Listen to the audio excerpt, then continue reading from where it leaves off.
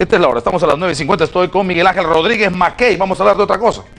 No vamos a hablar de Brasil y de Nicaragua, vamos a hablar de España, del reino de España, de las relaciones que tenemos con Perú, de los convenios bilaterales en materia de extradición y de lo que acaba de acordar precisamente el Poder Judicial, que es la aceptación de extradición activa contra César Hinojosa Paredes. Qué gusto saludarle, Miguel Ángel. Siempre es un gusto tenerte. Buenos días. Muchas gracias, Manuel, por la invitación. Cuénteme, ¿qué significa esto? ¿Qué hay que hacer? ¿Qué procedimiento sigue a nivel interno y luego a nivel bilateral? Creo que lo primero es, Manuel, se habla mucho de extradición activa y de extradición pasiva. La gente nos merece una explicación rápida.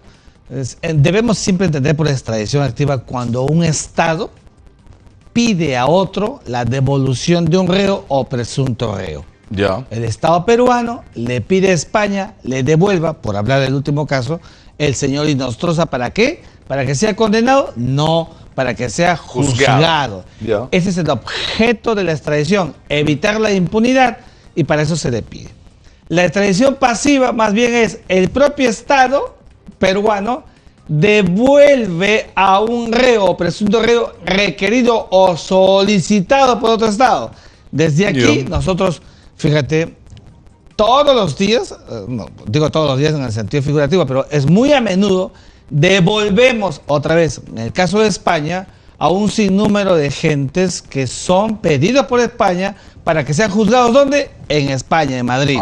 Esa es la extradición pasiva. Correcto. La extradición activa y la extradición pasiva obedece a que Perú y España tienen dos tratados, dos convenios. Uno, que es el Tratado de Extradición de 1994, vigente desde el año 94, expedito, que funciona muy bien. Y el segundo es un tratado de traslado de condenados para cumplimiento de pena, es decir, españoles, por ejemplo, que están aquí en el Perú cumpliendo condena. ¿Por qué? Porque cometieron delito en el Perú.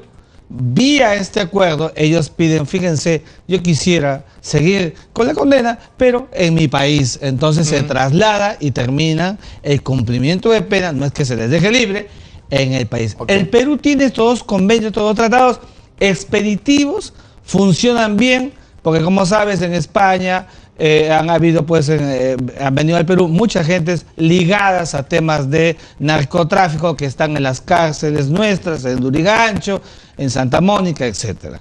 Entonces, en cuanto ya propiamente dicho a la pregunta que tú me formulas sobre el tema de la extradición que se acaba de aprobar en la Sala Penal Transitoria. Correcto, nivel Poder Judicial. Eso. Y ha culminado la fase judicial. Acuérdate, comenzó con la activación del pedido de extradición. Pasaron 15 días, ya fue aprobada por la Sala Penal Transitoria y ahora el cuadernillo de extradición pasa al Ministerio de Justicia y Derechos Humanos de nuestro país. Poder Ejecutivo. Poder Ejecutivo. Ya. Y lo prepara, lo alista y lo tiene que llevar a una sesión del Consejo de Ministros. Ok. En una sesión del Consejo de Ministros, entonces se va a tomar una decisión, ya no judicial, pues, sino política. Lo más probable es que así sea, y entonces se devuelve el cuadernillo de extradición ahora a la Cancillería peruana, al Ministerio de Relaciones Exteriores y con la Fiscalía de la Nación. Los dos entes del Estado van a remitir al Ministerio de Justicia de España. ¿A través de qué? De la Embajada Peruana en Madrid.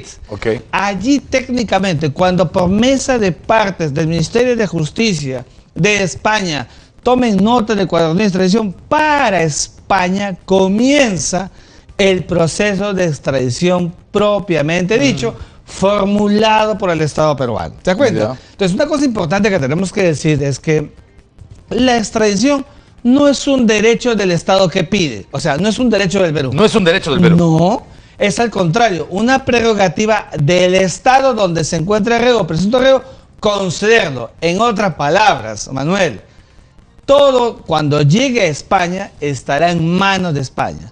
Si España considera que a la luz del expediente del cuadernillo de extradición, si está la doble incriminalidad, el delito fuente, lo es también en España, etcétera, se cumple con todos esos elementos, España dice, si el lugar procede la extradición, lo devuelven al señor Hinojosa en un plazo que podríamos hablar.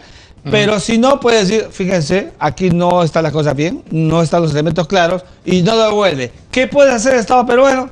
Amigos, nada. Nada. Porque es un acto soberano del Estado español. No hay ninguna medida judicial que obligue no hay al nada. Estado español. Así es. Se respeta el nivel de soberanía. Eso, porque es un derecho ¿de quién? Ya. De España, no del Perú. En este caso, el Estado concedente, por decirlo de alguna manera. El Estado requerido, Correcto. que es España, para poderlo conceder. ¿Qué tiempo normalmente y cuál es el trámite, el procedimiento? Llegado el cuadernillo a través de la embajada a la embajada de España y luego esto derivado a la autoridad judicial española. ¿Cuál es el procedimiento que sigue en la justicia española? Normalmente, para que la justicia española diga sí al lugar o no al lugar de la extradición, estamos hablando de 6 meses a un año. Ya. Es el plazo racional. Pero mientras pasa eso, que hay audiencias, hay investigación, Sí, ¿qué es lo que se hace? mientras pasa ello, España, en su propio derecho interno, establecerá las reglas para el proceso de investigación, lectura, estudio del expediente. Ya. Y entonces llegarán a un acto conclusivo que supone instancia, porque es parte de la garantía judicial española, para que al final tome una decisión el gobierno ¿Y qué elementos toma en cuenta? ¿Qué factores? ¿Escucha de todas maneras al Estado peruano que está solicitando? ¿Escucha a Inostroza Pariachi, a la defensa?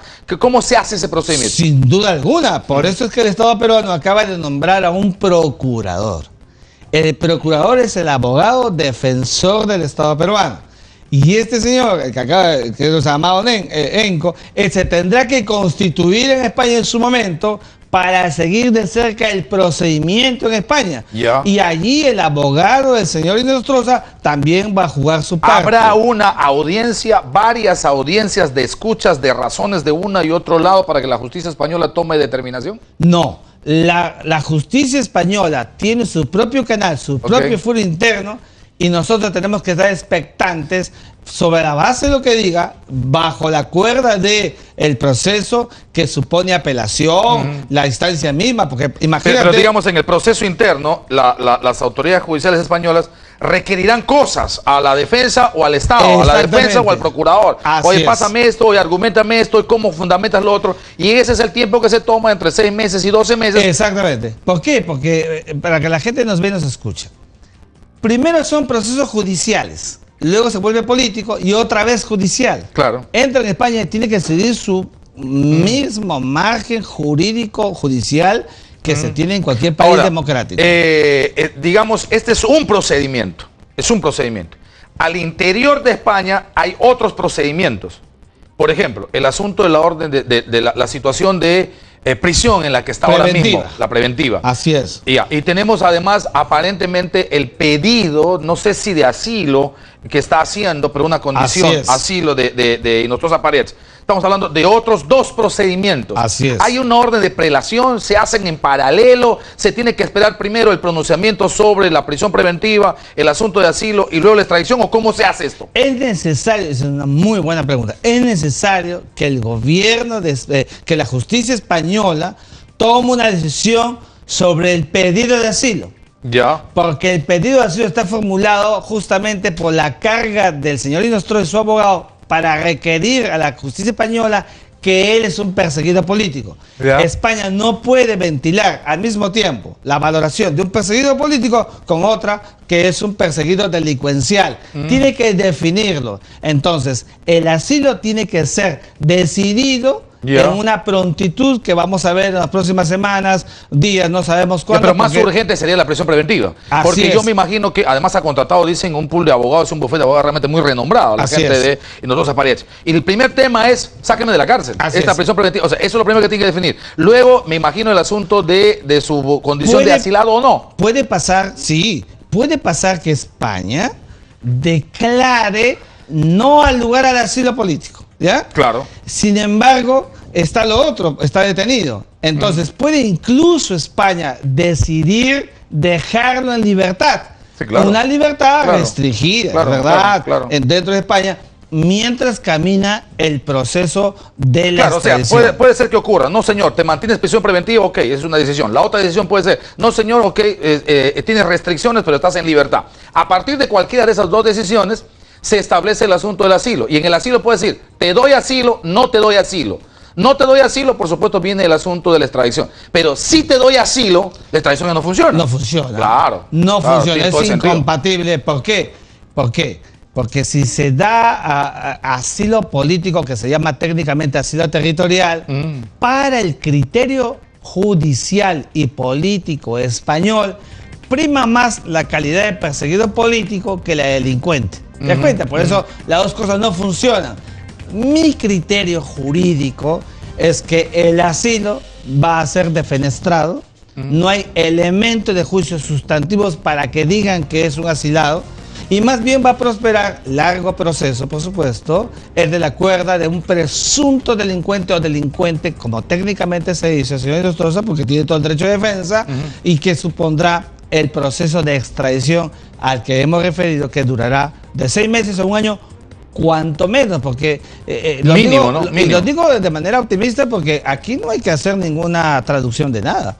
Entonces eso ayuda a que sea mucho más expeditivo. Las relaciones entre extradiciones activas y pasivas entre Perú y España, ¿cómo están? ¿Están bien? Fantásticas. ¿Bien? Muy bien. Digamos, hay reciprocidad, dan y damos.